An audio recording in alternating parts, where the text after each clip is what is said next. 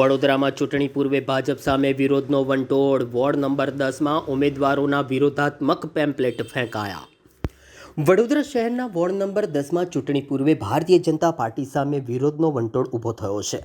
પાલિકાના ચૂંટણીના ward number 10માં આવેલ મકરંદ દેસાઈ રોડ વિસ્તારમાં ઉમેદવારોના વિરુદ્ધમાં પેમ્પલેટો ફેંકવામાં આવ્યા છે.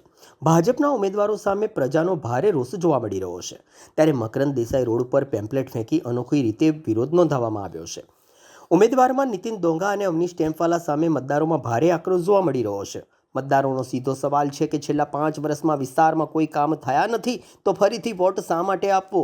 મકરંદ દેસાઈ રોડ ઉપર ઠેર ઠેર ભાજપ વિરોધી પેમ્પલેટ્સ ફેંકીને જનતાએ પોતાનો ગુસ્સો વ્યક્ત કર્યો છે. ઉમેદવાર નીતિન ડોંગાએ 2 દિવસ પૂર્વે માસ્ક મેન નામના વ્યક્તિને ફોન કોલ કરીને ધમકી પણ આપી હતી.